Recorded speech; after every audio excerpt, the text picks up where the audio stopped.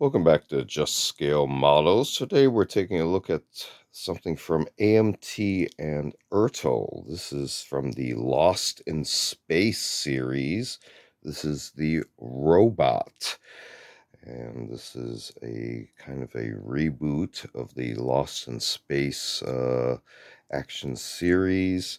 Here you can see skill level 2, little icon in the corner, robot, model kit in various languages, AMT Ertl, and up here Danger Will Robinson, as well as a different view of the robot. Here more of a actual photo there.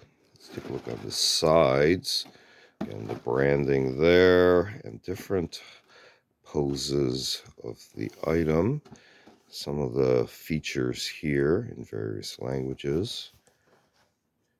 Barcode over here.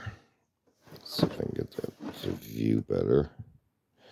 And a quick look at the back. Actually, it does have some information there for needing paint and cement. And a couple more views there. This is from 1998 and made in Mexico. So interesting. Production location. Let's open it up. Here are the instructions in various languages, some contact information at the time, again from 1998, and the style of instructions, numbers, parts numbers, a little bit on additional text, but not a lot, so it's pretty international friendly there. And here we have the right side, and no other text continuing here. On this side, more detail, assembly, until you get closer to the final pieces right there. So the paint recommendations are down here, and then coded, I believe, throughout the assembly, but I'm not 100% sure. Let's take a look at the inside and see what we got here. Looks like I already started some of the pieces here. So here's like some of the lower portions, as well as did a little bit of paint work there as an experiment on this portion here.